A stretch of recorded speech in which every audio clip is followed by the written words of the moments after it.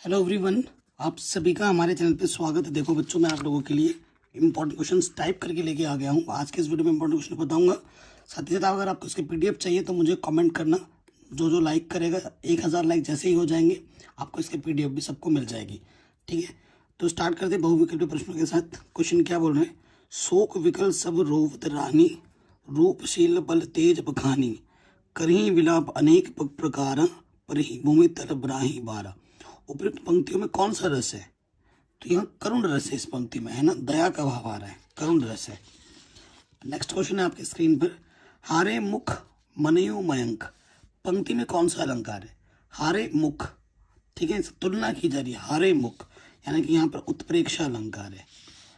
Next है रूपसी तेरा धनकेश पास में, कौन सा अलंकार है? रूपसी तेरा, ठीक है, तो यहाँ पर रूपक अलंकार है। रूपक और उत्प्रेक्षा अलंकार बहुत इंपॉर्टेंट है, एग्जाम में क्वेश्चन हर साल पूछे भी जाते हैं। ठीक है, नेक्स्ट क्वेश्चन है बच्चों।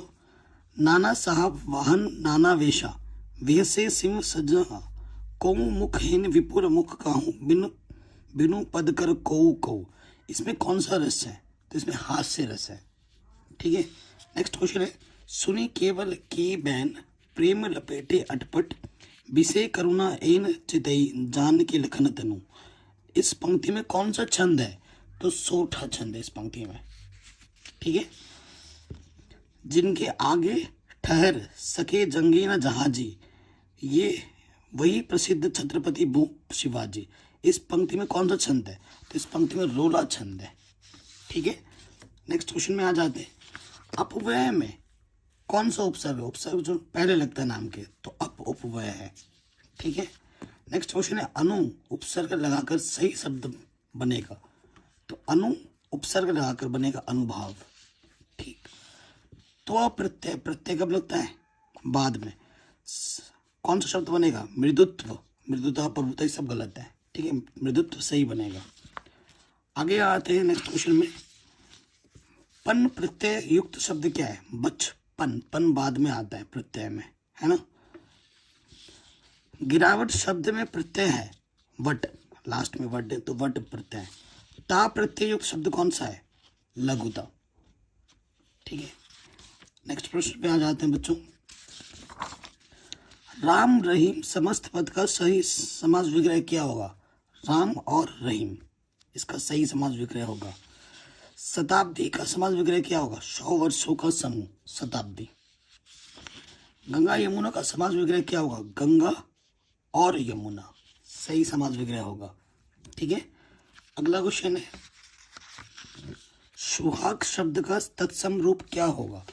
तो सौभाग्य होगा। ठीक, ने तद्भव शब्द का तत्सम रूप क्या होगा? स्नेह। अश्व शब्द के पर्यायवाची क्या है?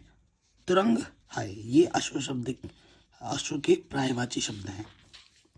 अगले प्रश्न में आ जाते हैं। अंबर और वसंत किस शब्द के पर्यायवाची हैं? तो कपड़ा शब्द के पर्यायवाची हैं। इत्यादि का संधि विच्छेद क्या है? इति प्लस आदि, इत्यादि। यदि प्लस अभी में क्या संधि है? इसको जोड़ेंगे यदि प्लस अभी, यद्यपि। ठीक है, अगले क्वेश्चन में आ जाइए। कह रहे अभ्यागत का संधि विच्छेद क्या है? अभी प्लस आगत। मते रूप में मति शब्द का कौन सा विषय है? यहाँ मते षष्ठी विभक्ति और पहला वचन है, एक वचन। मधु शब्द का तृतीय विभक्ति एक वचन है, मधुना। ठीक है, अगले प्रश्न पे आ जाते हैं। पटी शेषी रूप है पट धातु, कौन सा? लट लकार है, मध्यम पुरुष और एक वचन है। ये याद करना पड़ेगा आपको, लकार वगैरह। ठीक है, ध्रुव स्वामी नाटक के लेखक कौन है? जयशंकर प्रसाद जी हैं। ठीक है, चिंतामाठी किस विद्या पर आधारित रचना है? तो निबंध पर आधारित रचना है। ठीक है, ये प्रश्न भी हो गए। आगे बढ़ते हैं। उपन्यास भूले बिसरे चित्र के लेखक कौन है? तो वो है भगवती चरण वर्मा। व्याघव किस विद्या की रचना है? उपन्यास की रचना है। ठीक है, कलम का सिपाही के लेखक कौन है? अमृत राय कलम के सिपाही के लेखक हैं। देखो बेटा, 4 ऑप्शन पढ़ के मैं आपका समय बर्बाद बिल्कुल नहीं कर रहा बाकी लोगों की तरह, है ना। मुद्दे पे आ रहा हूँ ताकि समय बचे, क्योंकि समय बहुत अनमोल होता है। लहरों के राजहंस के लेखक का नाम क्या है? मोहन राकेश। भगवत शरण उपाध्याय द्वारा रचित निबंध कौन सी हैं? ठूठा आम उनके द्वारा रचित निबंध है। गुलाब राय द्वारा रचित आत्मकथा कौन सी है? मेरी असफलताएं, ये उनके द्वारा रचित उनकी आत्मकथा है। ठीक है, अगला क्वेश्चन है, छायावादी युग के प्रमुख लेखक कौन है? तो प्रमुख लेखक है राम कुमार वर्मा, छायावादी युग के प्रमुख लेखक। साकेत महाकाव्य की रचना किसने की? मैथिली शरण गुप्त जी ने की साकेत महाकाव्य की रचना। निम्न में से मुक्तक काव्य के कवि कौन है? तो मुक्तक काव्य के कवि बिहारी हैं। ओके, आगे बढ़ते हैं नेक्स्ट क्वेश्चन में। कह रहे निम्न में से रीतिकाल की विशेषताएं कौन सी होती हैं? तो श्रृंगार रास की प्रधानता होती है और काव्य में कला पक्ष की प्रधानता होती है। ठीक है, तो क और ख दोनों है सही ऑप्शन। छत्रसाल दशक के रचनाकार कौन है? तो भूषण जी हैं छत्रसाल दशक के रचनाकार। अगला क्वेश्चन है, कुमकुम किस विद्या की रचना है? तो कविता संग्रह की रचना है कुमकुम। ठीक, नेक्स्ट प्रश्न पे आ जाते हैं। कह रहे केशवदास की रचना कौन सी है? तो रामचंद्रिका केशवदास की रचना है। ठीक है, ये तो MCQ part, MCQ type question आ गए। अब लेके आया हूं मैं गद्यांश। ठीक है, एक गद्यांश पढ़ना होगा आपको, संदर्भ सहित व्याख्या करनी होती है ना। तो ये गद्यांश है। पहले पहाड़ काट कर उसे खोखला कर दिया गया, फिर उसमें सुंदर भवन बना लिए गए, जहाँ खंभों पर उभरी भैंस उठी, भीतर की समूची दीवारें और छतें रगड़ कर चिकनी कर ली गई और तब उसकी जमीन पर चित्रों की एक दुनिया बसा दी गई। पहले स्तर लगाकर आचार्य ने उन पर लहराती रेखाओं में चित्रों की काया सिराज दी, फिर उसके चेले करावंतन उनमें रंग भरकर प्राण फूंक दे, फिर तो दीवारें उमंग उठी, पहाड़ पुलकित हो उठे। ठीक है, इसका संदर्भ क्या है? तो देखो संदर्भ क्या है, प्रस्तुत गद्यावरण हमारी पाठ्य पुस्तक हिंदी के गद्य खंड में संकलित श्री भगवत शरण उपाध्याय द्वारा लिखित अजंता नामक निबंध से लिया गया है। अब यहाँ पे ये जो लाइन लगा है ना, इसकी व्याख्या करनी है। ये जो अंडरलाइन लगे पड़े हैं, रेखांकित अंश की व्याख्या। प्रस्तुत गद्यांश में लेखक का कहना है कि गुहा की भीतरी दीवारों को छतों को विविधता रगड़ रगड़ कर चिकना बना लिया गया। तत्पश्चात उस चिकनी पृष्ठभूमि पर चित्रकारों के द्वारा अनेकानेक चित्र बनाए दिए गए, जिनको देखकर ऐसा लगता है मानो चित्र की एक नई दुनिया निर्मित कर दी गई है। ठीक है, पहाड़ों को जीवंत कैसे बनाया गया? तो पहाड़ों को काट कर भवन का रूप दिया गया, दीवारों, छतों और खंभों को चिकना कर उन पर सजीव चित्र निर्मित किए गए और चित्र में रंग भरा गया। ठीक है, तो ऐसे करके उनको जीवंत बनाया गया। अगला है, कुसंग का ज्वर सबसे भयानक होता है, यह केवल नीति और सद्वृत्ति का ही नाश नहीं करता बल्कि बुद्धि का भी क्षय करता है। किसी युवा पुरुष की संगति यदि बुरी होगी तो वह उसके पैरों में बंधी चक्की के समान होगी, जो उसे दिन दिन अवनति के गड्ढे में गिराती जाएगी, और यदि अच्छी होगी तो सहारा देने वाले बाहु के समान होगी, जो उसे निरंतर उन्नति की ओर उठाती जाएगी। प्रस्तुत गद्यांश का संदर्भ लिखिए। रेखांकन, ये जो रेखांकित अंश है ना, उसकी व्याख्या करनी है और अच्छी संगति होने वाले लाभों को उदाहरण देकर समझाना है। पहला, प्रस्तुत गद्यावरण आचार्य रामचंद्र शुक्ल द्वारा लिखित हमारी पाठ्य पुस्तक हिंदी के गद्य खंड में संकलित मित्रता नामक निबंध से लिया गया है। ठीक है, और जो रेखांकित अंश की व्याख्या है, शुक्ल जी कहते हैं कि बुरी संगति घातक बुखार के समान हानिकारक होती है। जिस तरह कोई व्यक्ति यदि भयानक ज्वर से ग्रसित हो, वह ज्वर उसके शरीर और स्वास्थ्य को नष्ट कर देता है, कभी कभी प्राण भी ले लेता है, उसी प्रकार बुरी संगति हमारी नैतिकता, सदाचार, मन, बुद्धि को नष्ट कर देती है। अच्छी संगति सहारा देने वाली बहू के समान होती है, जो व्यक्ति की जीवन रक्षक हो और उसे उन्नति की ओर ले जाने वाली होती है। ठीक है, ये इसका अर्थ हो जाएगा।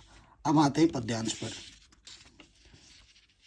सुनी सुंदर बहन सुधारम साने, सयानी है जानकरी जानी भली, तिरछे करी नैन दिसैन तिने, सुमुझाऊ कछु मुस्काई चली, तुलसी तेही अवसर सोहे सबे, अवलोकति लोचन लाहुल अली, अनुराग तगाड़ा में भानु उदय, बिंकसी मनो मंजुल कंजकली। तो इसमें क्या कहता है, प्रस्तुत पद्यांश का संदर्भ से व्याख्या कीजिए। सीता जी क्या समझ गई और अनुराग तड़ाप का क्या अर्थ है। तो संदर्भ क्या है इसका। प्रस्तुत गद्यांश गोस्वामी तुलसीदास द्वारा रचित कवितावली से हमारी पाठ्यपुस्तक हिंदी के काव्यखंड में संकलित वन पथ पर शीर्षक कविता से अवतरित है। इन पंक्तियों में ग्राम वधु के प्रश्न का उत्तर देती हुई सीता जी अपने हाव भावों से ही राम के विषय में सब कुछ बता देती है। व्याख्या क्या है। ग्राम वधु ने राम के विषय में सीता जी से पूछा कि ये सांवले और सुंदर रूप वाले तुम्हारे क्या लगते हैं। ग्राम वधु के अमृत जैसे मधुर वचनों को सुनकर चतुर सीता जी उनके मनोभाव को समझ गई और सीता जी ने उनके प्रश्न का उत्तर अपनी मुस्कुराहट और संकेत भरी दृष्टि से दे दिया। उन्हें मुख से कुछ बोलने की आवश्यकता ही नहीं पड़ी। उन्होंने स्नेहोचित लज्जा के कारण केवल संकेत से ही राम के विषय में ये समझा दिया कि ये मेरे पति हैं। तुलसीदास जी कहते हैं कि सीता जी के संकेत को समझकर सभी सखियां राम के सौंदर्य को एकटक देखती हुई अपने नेत्रों को लाभ प्राप्त करने लगी। उस समय ऐसे प्रतीत हो रहा था मानो प्रेम के सरोवर में राम रूपी सूर्य का उदय हो गया है और ग्रामवधु के नेत्र रूपी कमल की सुंदर कलियां खिल गई हों। ग्रामवधु के अमृत जैसे मधुर वचनों को सुनकर चतुर सीता जी उनके मनोभाव को समझ गई। ठीक है, नेक्स्ट अनुराग तड़ाक प्रेम रूपी सरोवर, इसका मतलब है। ठीक है, अनुराग तड़ाक का मतलब क्या होता है, प्रेम रूपी सरोवर। अगला है जो चाहट चटक न घटे मैलो होई न मित रज राजसु न छुआई तो ने चिंकनो चित्त। प्रस्तुत दोहे का संदर्भ व्याख्या लिखना है। किन किन वृत्तियों के कारण मनुष्य का मन मलिन हो जाता है। ने खींचने में कौन सा अलंकार है और क्यों। देखो ये जो दोहा है, प्रस्तुत दोहा कविवर बिहारी लाल द्वारा रचित बिहारी सतसई से हमारी पाठ्यपुस्तक हिंदी के काव्यखंड में संकलित नीति शीर्षक से लिया गया है। संदर्भ प्रसंग क्या है इसका। इस दोहे में कवि ने मित्रता के मध्य धन और वैभव को न आने देने का परामर्श दिया है। व्याख्या करनी है। कवि का कथन है कि यदि आप चाहते हैं कि मित्रता की चटक अर्थात चमक समाप्त ना हो, मित्रता स्थायी बने रहे और उसमें दोष उत्पन्न ना हो, तो धन वैभव का इससे संबंध ना होने दे। धन अथवा किसी अन्य वस्तु का लोभ मित्रता को मालिन कर देता है। मित्र के स्नेह से चिकना मन धन रूपी धूल के स्पर्श से मैले हो जाते हैं, अतः स्नेह में धन का स्पर्श ना होने दे। जिस प्रकार तेल से चिकनी वस्तु धूल के स्पर्श से मैली हो जाती है, उसी चमक घट जाती है, उसी प्रकार प्रेम व्याख्या कवि का कथन है कि यदि आप चाहते हैं कि मित्रता की चटक अर्थात चमक समाप्त ना हो तथा मित्रता स्थायी बनी रहे, तो उसमें दोष उत्पन्न ना हो, तो धन वैभव का से संबंध ना होने दे अथवा किसी अन्य वस्तु का लोभ मित्रता को मालिन कर देता है। मित्र के स्नेह से चिकना मन धनी रूप धूल के स्पर्श से मैला हो जाता है, स्नेह में धन का स्पर्श ना होने दे। जिस प्रकार तेल से चिकनी वस्तु धूल के संपर्क से मैली हो जाती है, उसी चमक घट जाती है, उसी प्रकार प्रेम से कोमल चित्त धन रूपी धूल के स्पर्श से दोष युक्त हो जाता है और मित्रता में कमी आ जाती है। अगला प्रश्न क्या बोला था, किन वृत्तियों के कारण मनुष्य का मन मलिन हो जाता है। तो मनुष्य के मन में क्रोध, गर्व, ईर्ष्या, द्वेष आदि रजोगुणी वृत्तियों के कारण उसका मन मलिन हो जाता है। नेक्स्ट क्वेश्चन था, नेह चिकने में कौन सा अलंकार है। तो नेह चिकने में प्रेम रूपी तेल का वर्णन किया गया है, इसलिए यहाँ रूपक अलंकार है। ठीक है, कारण सहित हमने बता दिया। अगले गद्य पे आ जाते हैं इंपॉर्टेंट। कहना दिए गए संस्कृत गद्यांश में से एक शब्द का संदर्भ सहित हिंदी में अनुवाद कीजिए। आम स्वीकृत समय इति कथिते तस्मिन् नागरिके से ग्रामीण नागरिकम अवदत प्रथम भवान एवं विच्युत नागरिक कश्चित् ग्रामीणम अकदत्त त्वमेव प्रथम पृश्च अति इदम श्रुत्वा स ग्रामीण अवदत युक्तम अहमेव प्रथम पृच्छामि अपदो दुर्गामी च साक्षरो न च पंडितः अमुखः स्फुटवक्तः च यो जानाति स पंडितः। ठीक है, इसका संदर्भ क्या है। ये जो गद्यांश है ना, प्रस्तुत के अंदर हमारी पाठ्यपुस्तक हिंदी के संस्कृत खंड के प्रबंधों ग्रामीण पाठ से लिया गया है। और प्रश्न क्या है इसका, इस गद्यांश में ग्रामीण और नागरिक के परस्पर पहले पूछने का वर्णन किया गया है। व्याख्या, इसका अर्थ क्या है। हाँ, मुझे शर्त स्वीकार है, आम स्वीकृता समय है ना, उस नागरिक के ऐसा कहने पर उस ग्रामीण ने नागरिक से पूछा, पहले आप ही पूछें। उस नगरवासी ने ग्रामवासी से कहा, तुम ही पहले पूछो। यह सुनकर वह ग्रामवासी बोला, ठीक है, मैं ही पहले पूछता हूँ। बिना पैर का परंतु दूर तक जाता है, साक्षर अक्षरों से युक्त है परंतु पंडित नहीं है, बिना मुख का है परंतु साफ बोलने वाला है, उसे जो जानता है वह विद्वान है। तो यहाँ किसकी बात हो रही है? तो यहाँ बात हो रही है शिक्षा की। ठीक है, अगला क्वेश्चन है, सर्वे भवन्तु सुखिनः सर्वे सन्तु निरामयाः सर्वे भद्राणि पश्यन्तु मा कश्चित् दुःखभाग् भवेत्। इसमें संदर्भ क्या है? प्रस्तुत श्लोक हमारी पाठ्य पुस्तक हिंदी के संस्कृत खंड के भारतीय संस्कृति पाठ से उद्धृत है। प्रसंग क्या है? प्रस्तुत श्लोक में भारतीयों की मूल भावना पर प्रकाश डाला गया है, ये इसका प्रसंग है। और अनुवाद, सब सुखी हों, सब रोग रहित रहें, सब कल्याण को देखें अर्थात सभी का कल्याण हो, कोई भी दुखी ना हो अर्थात कोई भी दुख का भागी ना हो, ये इसका अर्थ है, अनुवाद। अगले आ जाते हैं जीवन परिचय में। कह रहे निम्न में दिए गए लेखकों में से एक का जीवन परिचय देते हैं, उनकी प्रमुख रचना का उल्लेख कीजिए। डॉक्टर राजेंद्र प्रसाद, जयशंकर प्रसाद, आचार्य रामचंद्र शुक्ल। तो हमने यहाँ पर लिया है जयशंकर प्रसाद जी का। ठीक है, जन्म छायावादी युग के प्रवर्तक महाकवि जयशंकर प्रसाद का जन्म काशी के एक वैश्य परिवार में 1890 ईस्वी में हुआ था और इनके पिता बड़े भाई की मृत्यु बचपन में ही हो गई थी। इनकी मृत्यु कब हुई? 15 नवंबर सन 1937 को, 47 वर्ष के ही थे। अल्प आयु में इनकी मृत्यु हो गई। साहित्यिक परिचय क्या है? द्विवेदी युग से अपनी काव्य रचना का प्रारंभ करने वाले महाकवि जयशंकर प्रसाद छायावादी काव्य के जन्मदाता एवं छायावादी युग के प्रवर्तक समझे जाते हैं। इनकी रचना कामायनी बहुत ही प्रसिद्ध कृति है, जिसमें छायावादी प्रवृत्तियों एवं विशेषताओं को बताया गया है। जयशंकर प्रसाद छायावादी युग के सर्वश्रेष्ठ कवि थे और प्रेम और सौंदर्य इनके काव्य का प्रमुख विषय है। इन्होंने अपनी कविताओं में सूक्ष्म अनुभूतियों का रहस्यवादी चित्रण प्राप्त किया और हिंदी काव्य जगत में एक नवीन क्रांति उत्पन्न कर दी। इनकी क्रांति ने एक नए युग का आरंभ किया, जिसकी छायावादी युग के नाम से जाना जाता है। क्या कृतियाँ इनकी? कामायनी, आंसू, चित्राधार, लहर, झरना। फ्लो चार्ट बना के लिखोगे तो और अच्छा होगा। इसके अतिरिक्त प्रसाद जी ने अन्य विद्याओं में भी साहित्य की रचना की है, जो कि निम्नलिखित है। जैसे नाटक में चंद्रगुप्त, स्कंदगुप्त, ये सब है। उपन्यास में कंकाल, तितली। कहानी संग्रह में प्रतिध्वनि, छाया, आकाशदीप, आंधी। निबंध में काव्य और कला इन्होंने लिखा है।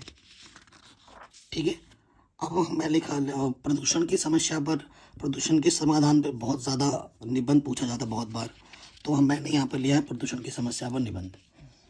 प्रस्तावना लिखना है आपको, 2-3 टॉपिक लिखने। प्रदूषण का अर्थ क्या है, प्रदूषण के प्रकार क्या है, इसका समाधान कैसे किया जा सकता है और इसका उपसंहार। ठीक है, प्रस्तावना। आजकल प्रदूषण की समस्या बहुत ज़्यादा बढ़ रही है। इस समय हमारे समझ सबसे बड़ी चुनौती पर्यावरण को बचाने का है, क्योंकि पानी, हवा, जंगल, मिट्टी आदि सब कुछ प्रदूषित हो चुका है। यदि हमने इस असंतुलन को दूर नहीं किया तो मानव जीवन बाध्य हो जाएगा और पता नहीं तब तक मानव जीवन होगा भी या फिर नहीं। ये इसको मैं स्टार्टिंग में थोड़ा इंट्रोडक्शन दिया। प्रदूषण का अर्थ क्या है? संतुलित वातावरण में जीवन का विकास संभव है। पर्यावरण का निर्माण प्रकृति के द्वारा किया गया है। प्रकृति द्वारा प्रदत्त पर्यावरण जीवधारियों के अनुकूल होता है। जब वातावरण में कुछ हानिकारक घटक आ जाते हैं तो वातावरण जीवधारियों के लिए अनेक प्रकार से हानिकारक होता है। ठीक है, यह है प्रदूषण का अर्थ। प्रदूषण के प्रकार बहुत से हैं। आज के वातावरण में प्रदूषण इन रूपों में पाया जाता है। पहला, वायु प्रदूषण। वायु जीवन का अनिवार्य स्रोत है। ऑक्सीजन गैस हमें वायु से ही प्राप्त होता है। आजकल प्रदूषण के कारण वायुमंडल में ऑक्सीजन का संतुलन बिगड़ रहा है, क्योंकि वायु अनेक हानिकारक गैसों से प्रदूषित है। जल प्रदूषण। जल ही जीवन है। आजकल इतना तेजी से प्रदूषण बढ़ रहा है कि जल भी प्रदूषित हो रहा है और इससे भयानक बीमारियां भी हो सकती हैं। फिर ध्वनि प्रदूषण। ध्वनि प्रदूषण भी आज की नई समस्या है। मोटर, कार, ट्रैक्टर, जेट विमान, कारखानों ध्वनि लगातार प्रदूषित हो रहे हैं। नेक्स्ट, रेडियोधर्मी प्रदूषण है, मृदा प्रदूषण है। बहुत सारे प्रदूषण यहाँ पे आपके मन में आ सकते हैं, उसको बड़ा चढ़ा के लिख सकते हैं हम। परमाणु के विस्फोट से रेडियोधर्मी पदार्थ संपूर्ण वायुमंडल में फैल जाता है और अनेक प्रकार से जीवन को क्षति पहुंचाता है। जैसे यहाँ पे हिरोशिमा पे बम गिराया गया था, वहाँ पर आज से कितने सालों पूर्व, 80 साल पूर्व कम से कम, है ना, 80 से भी ज़्यादा हो गए, गिराया गया था और आज भी उसका प्रभाव है। समस्या का समाधान, वातावरण को प्रदूषण से बचाने के लिए वृक्षारोपण सर्वश्रेष्ठ समाधान है। दूसरी ओर वृक्षों के अधिक कटान पर भी रोक लगानी चाहिए। आजकल बढ़ती हुई जनसंख्या और औद्योगिकरण के विश्व के सामने प्रदूषण की समस्या पैदा कर दिया है। वायु प्रदूषण, जल प्रदूषण, ध्वनि प्रदूषण, रासायनिक प्रदूषण आदि को कम करने का प्रयास करो, यही इसका समाधान है। उपसंहार, अब लास्ट में आपको कंक्लूजन देना है। प्रसन्नता की बात यह है कि भारत सरकार प्रदूषण की समस्या से प्रति जागरूक है। जल प्रदूषण निवारण अधिनियम लागू किया उसने 1974 में जल प्रदूषण का नियम लागू हुआ। वृक्ष को काटने पर कठोर नियम बनाए गए हैं। सभी लोगों को वृक्षारोपण के लिए प्रोत्साहित किया जाए। न्यायालय द्वारा प्रदूषण फैलाने वाले उद्योगों को महानगरों से बाहर ले जाने का उद्देश्य दिया गया। शुभ अवसर पर कम से कम एक वृक्ष अवश्य लगाएं। ठीक है, तो ये आज के वीडियो में मैंने 20 मिनट में मैंने आपको बहुत से इंपॉर्टेंट क्वेश्चन बताए, इंपॉर्टेंट MCQ, इंपॉर्टेंट गद्यांश, पद्यांश, जीवन परिचय, है ना, निबंध। ये ऐसे चीज़ें जो बोर्ड एग्जाम में बार बार आते हैं। प्लीज़ वीडियो को हर जगह शेयर करें, चैनल पर नए तो सब्सक्राइब करें। फटाफट से इस वीडियो में 1000 लाइक कर दें ताकि, और शेयर कर दें 10 लोगों तक, तो मैं आपको इसकी PDF भी दे दूंगा free of cost. Class 10th Hindi most important question लेके आ गए हूँ बच्चों। पहला क्वेश्चन आपसे क्या बोल रहे हैं, निम्नलिखित में से कोई एक कथन सही है, उसे पहचान कर लिखिए। ठीक है, सरस्वती पत्रिका के संपादक महादेवी वर्मा थे, ये कथन बिल्कुल गलत है। क्या भूलूं क्या याद करूं, हरिवंश राय जी की आत्मकथा है, ये बिल्कुल सही कथन है। रस मीमांसा किसकी आलोचना कृति है, तो रामचंद्र शुक्ल जी की आलोचना कृति है। ठीक है, अगला क्वेश्चन है, निम्नलिखित में किसी एक की रचना के लेखक के नाम लिखिए। तो अथाह सागर जो लिखा है वो लिखा है जयप्रकाश भारती जी ने। अर्धनारीश्वर लिखा है दिनकर ने। मेरी असफलताएं लिखा है बाबू गुलाब राय ने। और लहरों के राजहंस ये लिखा है मोहन राकेश जी ने। ठीक है, गेहूं और गुलाब किसकी रचना है? ठीक है, गेहूं गुलाब किसकी रचना? राम वृक्ष बेनीपुरी जी की। त्याग पत्र किस विद्या की रचना है? तो ये उपन्यास की रचना है। रीति मुक्त धारा की किन्हीं दो कवियों को नाम लिखिए। ठीक है, एक तो है घनानंद और दूसरे हैं बोधा। छायावाद की दो प्रवृत्तियों का उल्लेख कीजिए। एक तो है रहस्यवादी भावना और सौंदर्य और प्रेम। उत्तरायण कृति के रचनाकार का नाम क्या है? तो उनका नाम है डॉक्टर राम कुमार वर्मा। अब आपको संदर्भ से व्याख्या करनी है। कह रहे निम्नलिखित गद्यांशों में से किसी एक के नीचे दिए गए प्रश्नों के उत्तर लिखिए। ठीक है, अंडरलाइन किया हुआ है, उसको ध्यानपूर्वक देखना। पहले पहाड़ काटकर उसे खोखला कर दिया गया, फिर उसमें सुंदर भवन बना लिए गए जहाँ खंभों पर उभारी मूर्ति विहंस उठी, भीतर की दीवारें और छतें रगड़ कर चिकनी कर ली गई। तब उसकी जमीन पर चित्रों की एक दुनिया ही बसा दी गई। पहले स्तर लगाकर आचार्य ने उन पर लहराती रेखाओं की चित्रों की काया सिरज दी। फिर उसके चेले कलावंतों ने उनमें रंग भरकर प्राण फूंक दिए। फिर तो दीवार उमंग उठी, पहाड़ पुलकित हो उठे। ये गद्यांश है। ठीक है, इसका आप संदर्भ सहित व्याख्या करना है। कह रहे हैं उपयुक्त गद्यांश का संदर्भ लिखिए। तो ये जो गद्यांश है, प्रस्तुत गद्य हमारी पाठ्य पुस्तक हिंदी के गद्य खंड में संकलित भारतीय पुरातत्व के महान विद्वान श्री भगवत शरण उपाध्याय द्वारा लिखित अजंता शीर्षक निबंध से उद्धृत है। ठीक है, ये आपको संदर्भ में लिखना है। फिर क्या है, रेखांकित अंशों की व्याख्या करनी है। ये जो रेखांकित थे ना, इसको आपको व्याख्या करनी है। इसकी क्या व्याख्या है? अजंता की गुफाओं को देखकर ऐसा लगता है कि पत्थरों को काटकर मूर्ति बनाने वाले कलाकारों ने इन गुफाओं में चारों ओर सौंदर्य की वर्षा कर दी है। चित्रकारों ने रंगों और रेखाओं के माध्यम से पीड़ा और करुणा की भावनाओं को व्यक्त करने वाले सजीव चित्र अंकित कर दिए हैं। ऐसे चित्र लग रहे हैं कि जैसे वो जीवित हों। ठीक है, उससे सुंदरता और खिल उठी है। ये उन दो लाइन की व्याख्या है। कह रहे हैं पहाड़ों को किस प्रकार जीवंत बनाया गया? किस प्रकार जीवंत बनाया गया? पहाड़ों को काटकर भवन का रूप दिया गया। दीवारों, छतों, खंभों को चिकना कर उनमें सजीव चित्र निर्मित किए गए। चित्रों में भी रंग भरा गया। इस प्रकार पहाड़ों को जीवंत बनाया गया। कह रहे निम्नलिखित पद्यांश, आप एक पद्यांश दे रखा है, किसी एक की संदर्भ सहित व्याख्या कीजिए, काव्य सौंदर्य भी स्पष्ट कीजिए। निर्भय स्वागत करो मृत्यु का, मृत्यु एक है विश्राम स्थल, जीव जहाँ से फिर चलता है धारण कर नवजीवन मंडल। ठीक है, अब इसकी आपको क्या, मृत्यु एक सरिता है जिसमें श्रम से कातर जीवन नहाकर फिर नूतन धारण करता है काया रूपी वस्त्र बहाकर। ठीक है, तो ये हमारा इसका प्रसंग क्या है। कवि ने प्रस्तुत पंक्तियों में मृत्यु से भयभीत ना होने की प्रेरणा दी है। ठीक है, और व्याख्या क्या है, हे भारत के वीरों, तुम निर्भय होकर मृत्यु का स्वागत करो, मृत्यु से कभी डरो मत, क्योंकि मृत्यु वह स्थान है जहाँ मनुष्य अपने जीवन भर की थकावट को दूर कर विश्राम प्राप्त करता है, अतः मानव को उससे भयभीत नहीं होना चाहिए। मृत्यु वह स्थान है जहाँ मनुष्य पुराने शरीर को त्याग कर नया धारण करता है और पुनः नवीन जीवन की यात्रा पर अग्रसर होता है। कवि कहता है कि मृत्यु एक नदी है जिसमें नहाकर मनुष्य जीवन भर की थकान को दूर करता है और वह उस मृत्यु रूपी नदी में अपने शरीर रूपी पुराने वस्त्र को बहा देता है और पुनः दूसरे नए जीवन रूपी वस्त्र को धारण करता है। कवि का तात्पर्य यह है कि हमें निर्भीकता और उल्लास के साथ मृत्यु का स्वागत करना चाहिए।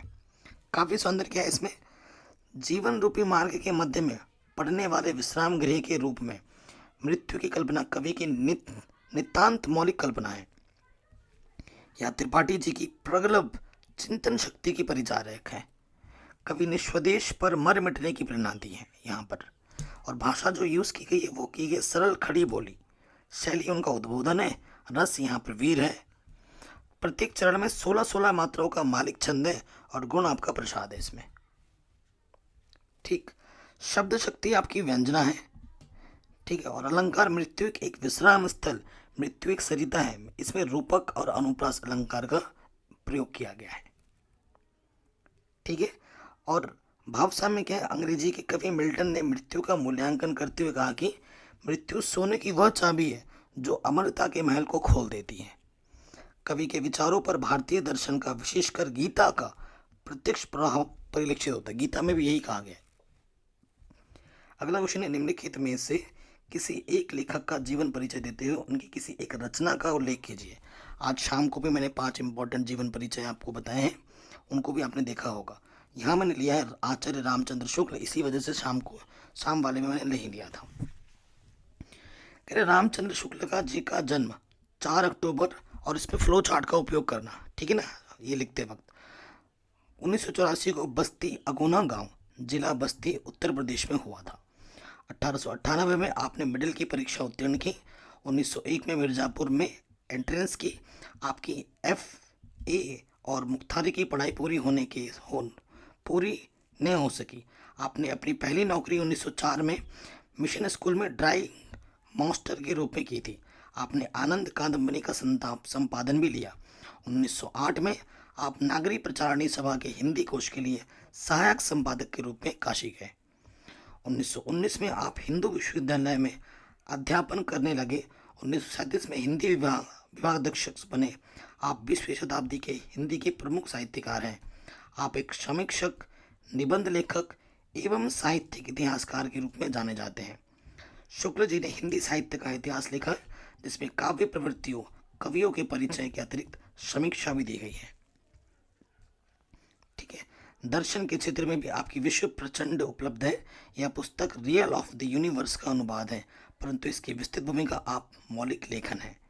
बनारस हिंदू विश्वविद्यालय के हिंदी विभागाध्यक्ष के पद पर रहते हुए 1941 में हृदय गति मतलब हार्ट अटैक आई थी और फिर आपकी मृत्यु हो गई थी। आपकी प्रमुख कृतियाँ हैं हिंदी साहित्य का इतिहास, हिंदी शब्द सागर, चिंतामणि, नागरी प्रचारणी पत्रिका। ठीक है, अगला क्वेश्चन, निम्नलिखित कवियों में से किसी एक का जीवन परिचय दीजिए। तो मैंने दिया है सूरदास का, जो कि इम्पोर्टेंट है। महाकवि सूरदास का जन्म रुनकता नामक ग्राम में सन 1478 ईस्वी में पंडित रामदास के घर में हुआ था। पंडित रामदास शाश्वत ब्राह्मण थे और माताजी का नाम जमुना दास था। ठीक है, कुछ विद्वान सीही नामक स्थान को सूरदास का जन्मस्थल मानते हैं। सूरदास जी जन्म से ही अंधे थे या नहीं, इस संबंध में अनेक कथन हैं। कुछ लोगों का कहना है कि बाल मनोवृत्तियाँ एवं मानव स्वास्थ्य का जैसा सूक्ष्म और सुंदर वर्णन सूरदास ने किया, वैसा कोई जन्मांध व्यक्ति कर ही नहीं सकता। इसलिए ऐसा प्रतीत होता है कि वे संभवतः बाद में अंधे हुए होंगे। सूरदास जी वल्लभाचार्य के शिष्य थे। वे मथुरा के गऊ घाट पर श्रीनाथ जी के मंदिर में रहते थे। सूरदास जी का विवाह भी हुआ था। विरक्त होने से पहले वे अपने परिवार के साथ ही रहा करते थे। पहले वे दीनता के पद गाया करते थे, किंतु वल्लभाचार्य के संपर्क में आने के बाद वे कृष्ण लीला का गान करने लगे। कहा जाता है कि एक बार मथुरा में सूरदास भी गए थे। अगले क्वेश्चन पे आते हैं कि निम्नलिखित में से किसी एक का संदर्भ हिंदी में अनुवाद कीजिए। मानव जीवनस्य संस्करण संस्कृति अस्माकं पूर्वजा मानव जीवनं संस्कृतं महान्तं प्रयत्नं अकुर्वन् ते अकस्मात् जीवनस्य संस्करणाय यान आचरण विचारन च अदर्शन तत् सर्वम अस्माकं संस्कृति। तो प्रस्तुत गद्यांश हमारी पाठ्य पुस्तक हिंदी के संस्कृत खंड के भारतीय संस्कृति पाठ से उद्धित है। इसमें भारतीय संस्कृति के स्वरूप और महत्व पर प्रकाश डाला गया है। अनुवाद, इसका अनुवाद क्या है?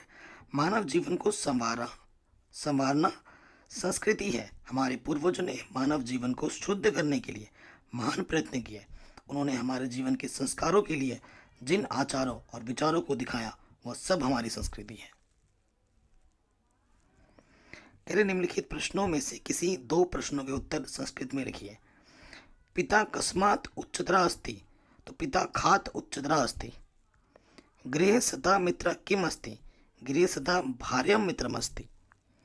लाभेन किम वर्धते, लोभेन लाभा वर्धते। दुर्मुख कः आसीत्, दुर्मुख चांडल आसीत्।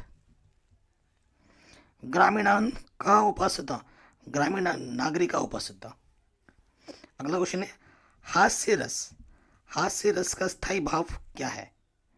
ठीक है, परिभाषा देते हुए बताना है। तो रस का स्थायी भाव हास्य है, क्योंकि इस रस के अंतर्गत हंसी यही मुख्य मानी गई है। कोई व्यक्ति विकृत भंगिमाओं को बनाता है या विशेष प्रकार के वस्त्र पहनता है जिसे देखकर एकाएक हंसी छूट जाती है। ऐसी स्थिति में हास्य रस की उत्पत्ति होती है, जिसका स्थायी भाव हास्य है। हास्य रस की परिभाषा, हास्य रस को मनोरंजक रस माना जाता है। हास नामक स्थायी भाव अपने अनुकूल विभाव, अनुभाव और संचारी भाव के सहयोग से अभिव्यक्त होकर जब आस्वाद का रूप धारण करता है तब उसे हास्य रस कहा जाता है। हर साल आता है ये क्वेश्चन। अगला क्वेश्चन जो हर साल आता है वह उपमा रूपक अलंकार की परिभाषा देते उदाहरण समझाइए। इस पर मैंने अलग से वीडियो बना रखी है। उपमा अलंकार क्या होता है? जब किन्हीं दो वस्तुओं के गुण, आकृति, स्वभाव आदि में समानता दिखाई दे, दो भिन्न वस्तुओं की तुलना की जाए, तब वह उपमा अलंकार होता है। ठीक है, जैसे हरिपद कोमल कमल, कोमल कमल। ऊपर दिए गए उदाहरण में हरि के पैरों की तुलना कमल के फूल से की गई है। यहाँ पर हरि के चरणों को कमल के फूल के समान कोमल बताया गया है। यहाँ उपमान और उपमेय में कोई साधारण धर्म होने की वजह से तुलना की जा रही है, अतः यह उदाहरण उपमा अलंकार के अंतर्गत आएगा। ठीक, सोरठा और रोला छंद की परिभाषा देते उदाहरण समझाइए। देखो, रोला एक सममात्रिक छंद है। इसे काव्य छंद के नाम से भी जाना जाता है। इसमें कुल 24 मात्राएं होती हैं, जिसमें 11 और 13 मात्राओं पर यति होता है। कहने का तात्पर्य है कि पहले और तीसरे चरण में 11-11 और दूसरे चरण में 13-13 मात्राएं होती हैं। ये दोहा का उल्टा होता है। नोट करने वाली बात क्या है?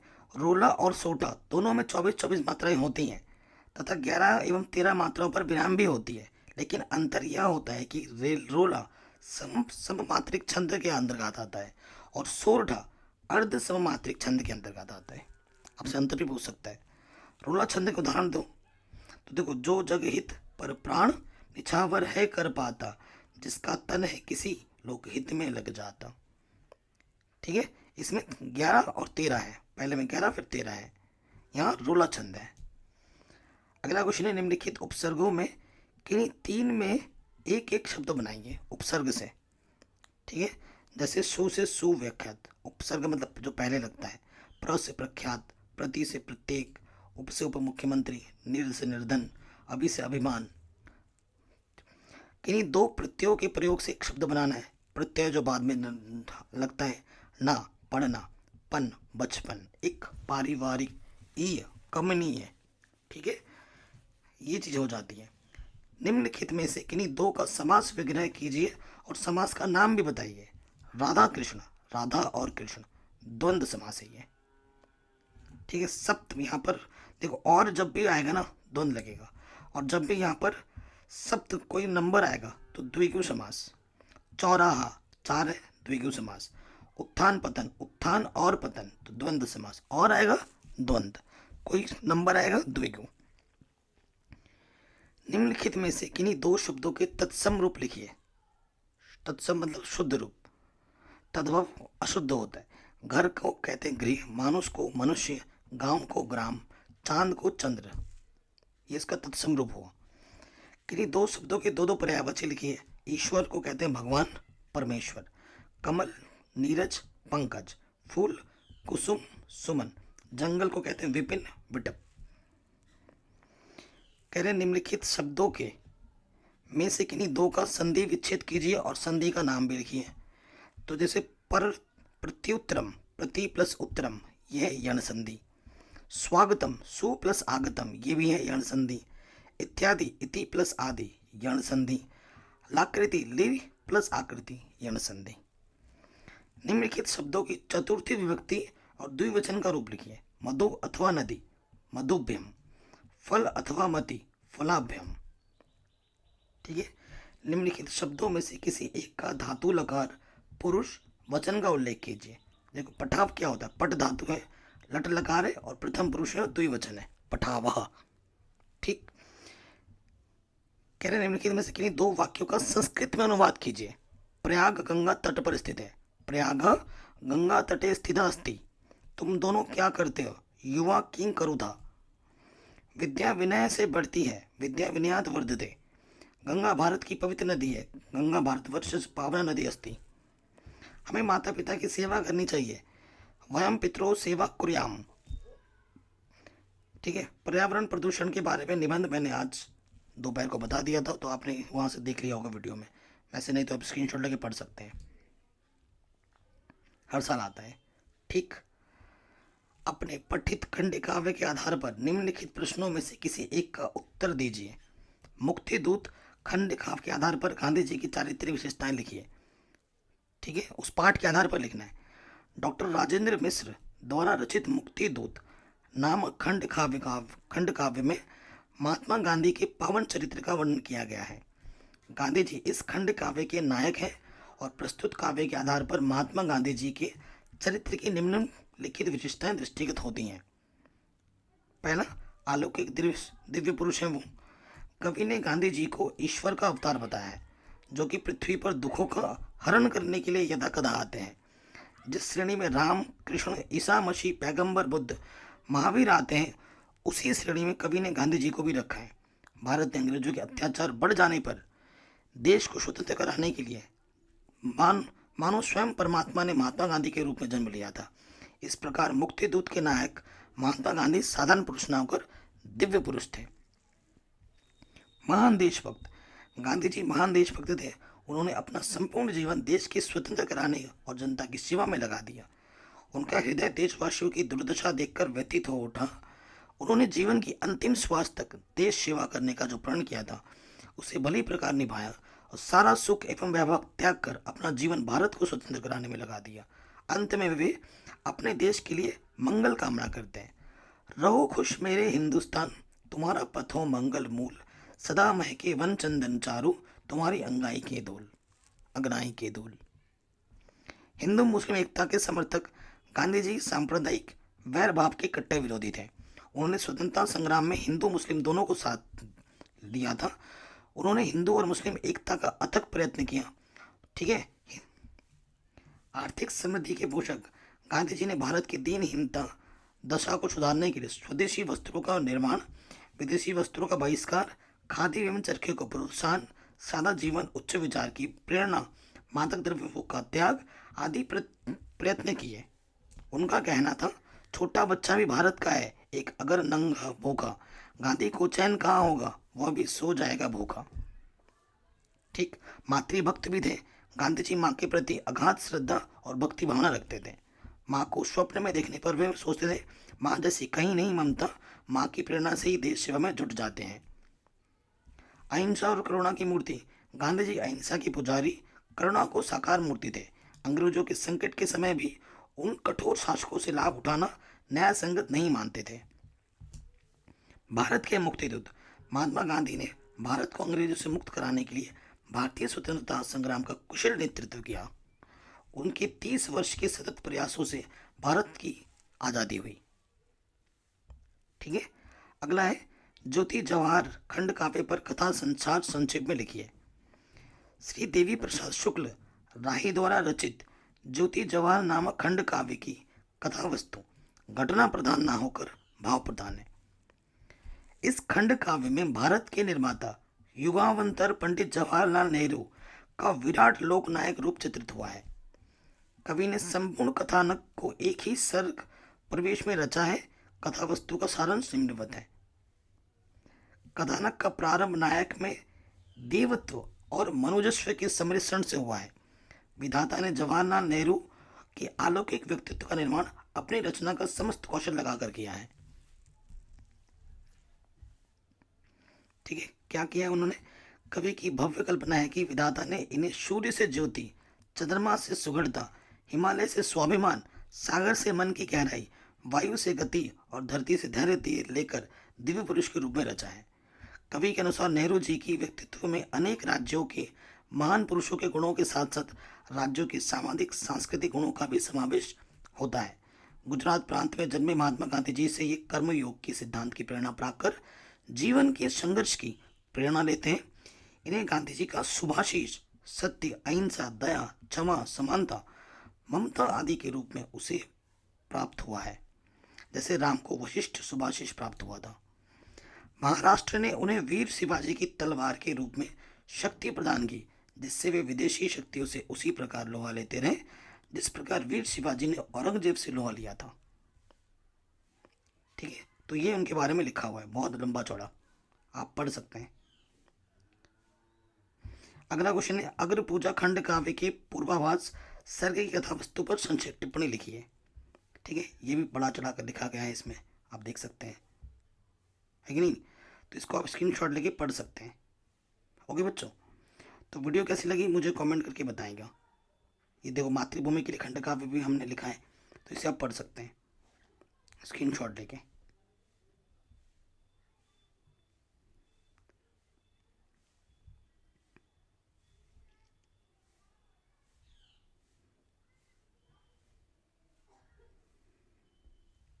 ठीक है, वीडियो को प्लीज़ शेयर कीजिएगा और चैनल पर नहीं तो सब्सक्राइब कीजिएगा।